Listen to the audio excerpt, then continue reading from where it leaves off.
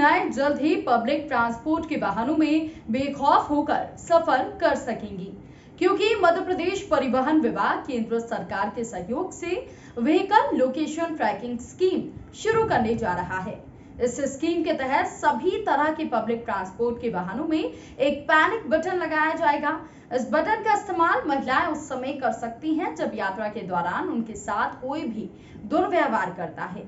ये जानकारी मध्य प्रदेश के परिवहन आयुक्त मुकेश जैन ने नारद मुनि की editor in chief Zubair Qureshi से कई मुद्दों पर 1-to-1 चर्चा में दी। आइए जानते हैं क्या है व्हीकल लोकेशन ट्रैकिंग स्कीम, खुद परिवहन आयुक्त की जुबानी। नमस्कार, बहुत स्वागत है नारद मुनि लाइव में। नारद मुनि लाइव में आज हमारे मेहमान हैं मध्य प्रदेश के परिवहन आयुक्त मुकेश जैन सर।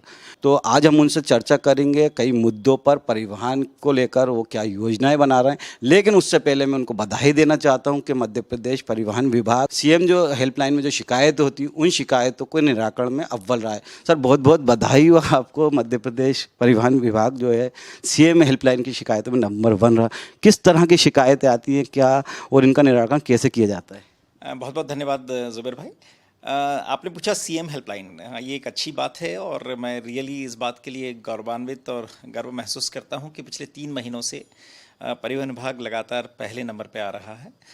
ये हमारी एक्चुअली प्राथमिकता भी है। मैं हमेशा अपने साथियों अधिकारियों से बात करता हूं, जब डिप्टी ट्रांसपोर्ट कमिश्नर्स और आरटीओ से, तो सबसे ज़्यादा इस बात पर जोर देता हूं कि हमारे यहाँ जो शिकायतें आ रही हैं उनका कैसे व्यक्तिगत रूप से और संतुष्टिपूर्वक निराकरण किया जाए। देखिए, कोई भी व्यवस्था में यदि किसी व्यक्ति को इस बात के लिए विवश होना पड़ा कि वो जाकर मुख्यमंत्री जी के कार्यालय में या उनके पोर्टल पर शिकायत कर रहा है, तो ये हमारी कमज़ोरी है। मतलब हम किसी भी तरह उस आदमी को संतुष्ट नहीं कर पाए। तो इसलिए मैंने माना कि ये हमारी प्राथमिकता होना चाहिए कि यदि कोई आदमी गलती से, सही से, नासमझी से यदि हमारे से असंतुष्ट है तो उसको संतुष्ट करना हमारी सर्वोच्च प्राथमिकता होना चाहिए। तो इसलिए मैं कहता हूं कि इसलिए हम लोगों ने दिल में निर्धारित किए हैं। मैं लगातार फॉलोअप करता हूं और मैं हमेशा अपने अधिकारियों से बोलता हूं कि आप व्यक्तिगत रूप से उससे बात करिए। लगभग 30 से 40% शिकायतें ऐसी होती हैं जो कि सिर्फ गलतफहमी के कारण होती हैं कि या तो उसको प्रोसेस की समझ नहीं है या हमने वो रजिस्ट्रेशन कार्ड या ड्राइविंग लाइसेंस पोस्ट कर दिया है लेकिन उसको मिला नहीं है, या कोई और व्यक्ति उसके नाम पे लेके चला गया है। तो 30-40% तो हम ऐसे ही रिजॉल्व कर लेते हैं। बाकी उनको बुलाने पे या तो उसने फ़ीस जमा नहीं की या उसको फ़ीस का आइडिया नहीं है कितनी फ़ीस होती है, वो कुछ और समझता है, कोई एनओसी नहीं निकल पाया। कुल मिलाकर हमारा ये दायित्व है कि यदि सामने वाला किसी भी कारण से हमारे से असंतुष्ट है या उसका काम नहीं हो पा रहा, तो उसको करना हमारी सर्वोच्च प्राथमिकता होना चाहिए। सर एक बार हमेशा ये देखी जाती है कि परिवहन विभाग जो खासतौर से ज़िलों में आरटीओ ऑफिस होते हैं उसमें परिवहन विभाग ने सिंगल विंडो सिस्टम लागू किया था। लेकिन अगर हम जाके देखते हैं या ज़मीनी हकीकत जाके देखते हैं तो वो सिंगल विंडो सिस्टम उस तरह से वर्क नहीं करता जिस तरह से परिवहन विभाग के अधिकारियों की सोच थी या सरकार की सोच थी। क्या वजह है? देखिए, सिंगल विंडो का मतलब ये नहीं कि आप एक ही खिड़की से जाके सब कुछ ले लेंगे, नहीं तो फिर उस खिड़की पे बहुत सारा भीड़ लग जाएगा। सिंगल विंडो का मतलब है कि आवेदक को या शिकायतकर्ता को बहुत ज़्यादा घूमना फिरना ना पड़े। भाई ये हो सकता है, तो हम लोगों ने पूरा प्रयास किया है हमारे सारे आरटीओ ऑफिसेज में लाइसेंस की एक अलग विंडो हो, रजिस्ट्रेशन की एक अलग विंडो हो, फिटनेस की एक अलग विंडो हो। उस हिसाब से हमारी सिंगल विंडो पूरी ढंग से चल रही है। और सबसे बड़ी बात जो मैं हमेशा एम्फसाइज करता हूं अपने अधिकारियों के साथ में, और उस बात का परिणाम भी आपको देखने को मिल रहा है, कि जो वो घंटे होते हैं जिनमें कि हमारे आवेदक सबसे ज़्यादा आते हैं, उनमें मेरा प्रयास रहता है और मेरा एम्फेसिस ये रहता है कि हमारे वरिष्ठ अधिकारी, चाहे आरटीओ हों या एआरटीओ हों, व्यक्तिगत रूप से लोगों से संपर्क में रहें। उनका कमरा हमेशा खुला रहे, वो हमेशा मिलने को तत्पर रहें कि ताकि किसी को भी कोई परेशानी हो तो वहीं के वहीं उसका निराकरण हो सके। एक शिकायत हमेशा आती है कि जो बड़ी गाड़ी हैं या जो हेवी वाहन हैं उनके मेंटेनेंस को लेकर आता है कि कई बार एक्सीडेंट्स भी होते हैं। फिर आप भी देखते हैं कई एक्सीडेंट्स मेंटेनेंस की वजह से नहीं होते। तो कहीं ना कहीं आप ये मानते हैं कि जो आरटीओ विभाग को रोड पर निकलकर छापामार कार्रवाई करनी चाहिए, वो चेकिंग करना चाहिए। पिछले कुछ सालों से इस तरह की कार्रवाइयाँ देखने को नहीं मिल रही हैं। नहीं, ऐसा तो नहीं है कि देखने को नहीं मिल रही है, पर इसके 2 पहलू हैं। आपने जो बताया कि मेंटेनेंस नहीं हो रही, देखिए पहली बात तो ये कि फिटनेस हम लोग बड़े पूरे बखूबी से करते हैं। यदि कोई गाड़ी को, जो नियमानुसार हर एक गाड़ी को जो भी अवधि है उसकी फिटनेस टेस्टिंग के लिए आती है और उसके बिना वो ना सड़क पे चल सकता ना अपना परमिट प्राप्त कर सकता, तो वो बात बिल्कुल निर्मूल है कि हम बिना फिटनेस के कोई गाड़ी सड़क पर चलने दें।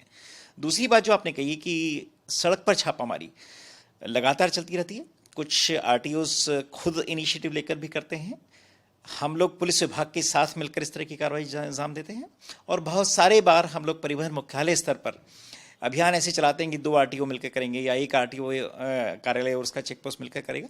तो लगातार इस तरह की कार्रवाई होती रहती है और उन पर काफ़ी हद तक हम लोगों ने कर और पेनल्टी भी जारी किए हैं। एक चीज़ और देखने को आ रही है सर कि जो नया सिस्टम लागू किया गया है कि जो पहले वाहन रजिस्टर खरीदने के बाद जिस वाहन ओनर होता था, जो गाड़ी मालिक होता था, वो रजिस्ट्रेशन खुद ही आरटीओ में जाके कराता था, लेकिन अब कंपनी रजिस्ट्रेशन के साथ देती है। कई बार ऐसी दिक्कतें आ रही हैं लोगों को कि कंपनी गाड़ी दे देती है लेकिन रजिस्ट्रेशन नहीं दे पाती, जिसकी वजह से गाड़ी तो ले लेते हैं लेकिन सड़क पर चला नहीं पाते हैं, क्योंकि रजिस्ट्रेशन मिलने में उनको कम से कम 1-1 महीना 1.5 महीना भी लग जाता है। तो वो गाड़ी ले लेते हैं लेकिन रोड पर नहीं लेके चला पाते। नहीं, देखिए पहली बात तो ये कि 1 महीना तो मुझे नहीं लगता है, कोई अपवाद स्वरूप कोई केस होगा तो ऐसे कोई भी केस आते हैं तो हम तत्काल डीलर्स या जिनको हमने ट्रेड लाइसेंस जारी किया है उन पर कार्रवाई करने के निर्देश देते हैं। अब चीज़ें और सरल होती जा रही हैं। आपने माननीय मुख्यमंत्री जी की घोषणा पढ़ी होगी, सुना होगा उसके बारे में, कि वो चाहते हैं कि वाहनों का पंजीयन भी हम निजी सेवादाताओं के माध्यम से करें। ये बहुत अच्छी पहल है।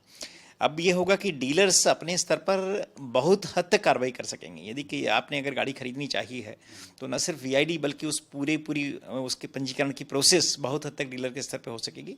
तो मुझे लगता है इससे सभी को फ़ायदा होगा, गाड़ी खरीदने वाले को भी, और जहाँ पे उसका पंजीकरण हो रहा है अब वो बहुत सारी चीज़ों में सरकारी व्यवस्था पर डिपेंडेंट ना होकर बहुत वो वहीं से कर लेगा। एक योजना और आपने शुरू करी जो काफ़ी अनूठी योजना है कि अब जो प्रोफेशनल ड्राइवर होंगे उनको लाइसेंस लेने के लिए पहले ट्रेनिंग करना पड़ेगी, और वो ट्रेनिंग सेंटर आप लोग बना रहे हैं। तो क्या है ये योजना, किस तरह से जनहित से जुड़ी हुई है? देखिए, पहले तो उसके बारे में मैं उसकी फ़िलॉसफ़ी बता दूं कि सामान्यतः क्या होता है कि कोई भी आदमी ड्राइविंग कैसे सीखता है, या तो उसका कोई बड़ा भाई उसको जो है 1-2 बार चलवा के सिखा ले या अपने उसके फ्रेंड्स के साथ सीख ले, पर वो प्रोफेशनल ड्राइविंग नहीं कहलाएगी। और ऐसे व्यक्ति यदि सड़क पर ड्राइविंग चलाएंगे तो उनसे हमेशा दुर्घटना होने का खतरा रहता है। तो ये बात निर्विवाद रूप से सत्य है कि ज़्यादा से ज़्यादा ड्राइवर्स जो गाड़ी चला रहे हैं सड़क पर, वो प्रोफेशनली ट्रेंड होना चाहिए। अब प्रश्न इस बात का है कि प्रोफेशनली ट्रेन कौन करे।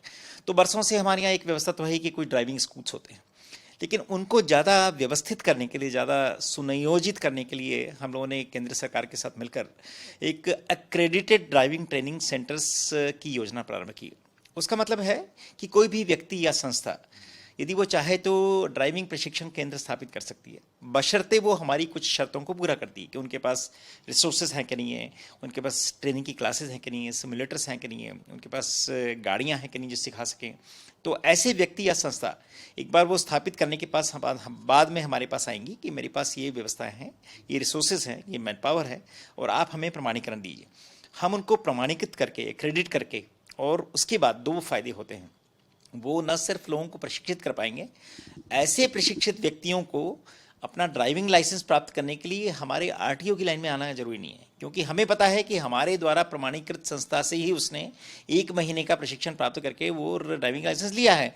तो अब हम उसको नहीं चाहते कि कोई दोबारा टेस्ट कराएं, अब हम उनको वहीं पे उस स्तर पर दे सकते हैं। तो उससे 2 फायदे होंगे, ड्राइविंग अच्छी सीखेगा, लंबे समय तक प्रोफेशनली सीखेगा, और सेकंड ड्राइविंग लाइसेंस के लिए अब उसको आरटीओ की लाइन में खड़ा होना नहीं पड़ेगा। एक सवाल जो है कि जो मध्य प्रदेश की राजधानी है, भोपाल राजधानी है, और आरटीओ जो मतलब परिवहन आयुक्त का ऑफिस है ग्वालियर में, कई जैसे राजधानी के लोगों को परेशानी होती है किसी तरह, वो डायरेक्ट शिकायत सीएम हेल्पलाइन में कर सकते हैं। लेकिन अगर जैसे आपको अगर शिकायत करना है या डिप्टी ट्रांसपोर्ट कमिश्नर को शिकायत करना है तो उसके लिए उनको क्या ग्वालियर जाना पड़ता है? ऐसा कुछ आप योजना ला रहे हैं या ऐसा कुछ कदम उठा रहे हैं कि ग्वालियर की जगह मध्य प्रदेश राजधानी भोपाल में, क्योंकि सारे विभागों के बड़े जो है एचओडी हैं या ऑफिस है, मुख्यालय भोपाल में ही है, तो ऐसा कुछ प्लानिंग है? नहीं, उसकी कोई आवश्यकता नहीं है। आपने देखा ही होगा, मैं काफ़ी समय ग्वालियर भोपाल दोनों ही जगह बिताता हूँ, और सिर्फ ग्वालियर भोपाल नहीं, मैं लगातार दौरे भी करता रहता हूँ। तो मेरी उपस्थिति इंदौर में भी रहती है, जबलपुर में भी रहती है। और देखिए, मुख्यालय तो किसी भी शासकीय विभाग का एक ही जगह रहता है। इसका ये मतलब नहीं कि बाकी जगहों की शिकायतों को कैटर नहीं करते। आईटी का युग है आज, यदि कोई व्यक्ति रीवा में भी रह रहा है, सिंगरौली में रह रहा है, या खंडवा और खरगोन में रह रहा है, तो वो व्यक्ति मुझसे व्हाट्सएप के जरिए जो है तत्काल बात कर सकता है, उसकी शिकायत का निराकरण हो सकता है। तो सिर्फ फिजिकल डिस्टेंस होने मात्र से हम ये कहें कि उनकी शिकायतों का निराकरण हम नहीं कर पा रहे, ऐसा नहीं है। हम लोग तत्काल करते हैं। हमारे डिप्टी ट्रांसपोर्ट कमिश्नर्स वगैरह जो फील्ड ऑफिसर हैं वो व्यक्तिगत रूप से पर्सनली जाकर भी बात करते हैं आवश्यकता हो तो, और कोई ऐसी गंभीर शिकायत होती है तो हम उनको तत्काल जाने को भी कहते हैं। तो मुझे नहीं लगता कि फिजिकल डिस्टेंस कोई बाधा है हमारे प्रशासन में। एक सवाल और था सर कि परिवहन विभाग को लेकर आपने कई योजनाएं बनाई हैं। पिछली बार जैसे मेरी आपसे बात हुई थी तो आपने बताया था कि परिवहन विभाग को लेकर और जो जनहित हैं और जनहितैषी हैं उनको लेकर जो आप नई योजना बनाए वो किस तरह की योजना है और उससे जनता को क्या फ़ायदा होगा? हमारी योजनाओं को हम 2-3 भागों में बांट सकते हैं। पहली बात तो ये कि जैसा मैं आपसे चर्चा कर रहा था कि जो भी परिवहन से रिलेटेड सेवाएं हैं, चाहे लर्निंग लाइसेंस हो, ड्राइविंग लाइसेंस हो, ड्राइविंग लाइसेंस का डुप्लीकेट लेना हो, रिन्यूअल लेना हो, या और भी कोई सेवा आपका रजिस्ट्रेशन, उनको ज़्यादा से ज़्यादा पारदर्शी और सुविधाजनक हम कैसे बनाएं। तो वो कैसे बनाएंगे? उसके लिए आप ऑनलाइन, तो जैसे अब आपने पढ़ा और सुना होगा कि अब लर्निंग लाइसेंस कंप्लीटली ऑनलाइन हो गया। यानी किसी भी युवा को यदि लर्निंग लाइसेंस प्राप्त करना है तो उसको किसी भी लाइन में लगने की जरूरत नहीं। वो अपने घर पर बैठ के रात के 12 बजे या सुबह 5 बजे भी आवेदन प्राप्त करके उसका टेस्ट देके उसकी फीस जमा करके अपना लर्निंग लाइसेंस ले सकता है। उसी तरह और भी चीज़ें जैसे मैंने आपको बताया, ड्राइविंग लाइसेंस DL का नवीनीकरण करना या उसका गुम जाने पर डुप्लीकेट बनवाना, ये सब ऑनलाइन हम लोगों ने कर दिया है। तो पहला जो हमारा एम्फेसिस है, पहली हमारी जो प्राथमिकता है और जोर जिस पर है वो ये कि परिवहन रिलेटेड सेवाओं को हम कितने ज़्यादा से ज़्यादा सुविधाजनक और पारदर्शी बना सकें, ये पहली बात है। दूसरी बात जो है कि हम टेक्नोलॉजी का क्या उपयोग करें जिससे कि जनता सुविधाजनक महसूस करे। तो व्हीकल लोकेशन ट्रैकिंग का आपने नाम सुना होगा, गवर्नमेंट ऑफ इंडिया की स्कीम है, निर्भया फंड से चालू हुई थी। अब हम शीघ्र उसको लाने जा रहे हैं, यानी हम लोगों ने पूरी तैयारी कर ली है, उसकी पूरी टेक्नोलॉजिकल तैयारी भी हो गई है, वैधानिक तैयारी भी हो गई। तो शीघ्र ही आप पाएंगे कि सारे पब्लिक सर्विस व्हीकल जितने हैं, जितनी बसेस हैं, जितनी टैक्सियाँ चलती हैं, उनमें एक पैनिक बटन रहेगा और एक व्हीकल लोकेशन ट्रैकिंग बटन रहेगा। तो माना कि हमारी कोई बहन अगर उसमें ट्रैवल कर रही है और उसको ऐसा लगता है कि मैं असुरक्षित हूँ, तो पैनिक बटन दबा देगी, तो उससे हमारे सर्वर जो हेडक्वार्टर्स पे लगे हुए हैं उनसे तत्काल पता चलेगा। न सिर्फ पता चलेगा कि कोई बहन जो है सुरक्षित महसूस कर रही है, बल्कि वो कहाँ है, वो वाहन कहाँ है जिसमें कि वो है, और हम तत्काल या तो खुद भी या संबंधित पुलिस स्टेशन के माध्यम से उस तक तत्काल पहुँच सकते हैं। ये एक मैंने उदाहरण दिया। टेक्नोलॉजी के बहुत सारे उपयोग और भी हम करने का सोच रहे हैं, पैसेंजर इंफॉर्मेशन सिस्टम।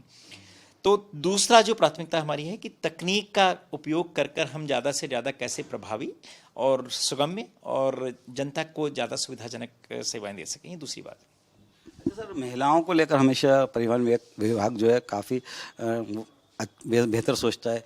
बीच में ये भी था कि महिलाओं के लिए जो लाइसेंस की प्रक्रिया है उसको आसान किया जाएगा, डिस्काउंट भी दिया जाएगा, तो वो क्या है, किस तरह की योजना है? महिलाओं के लिए आपने जैसा कहा कि हम लोग बहुत ज़्यादा प्रोएक्टिव काम कर रहे हैं। महिलाओं के लाइसेंस का आपको पता होगा कि कोई फीस नहीं चार्ज की जाती है।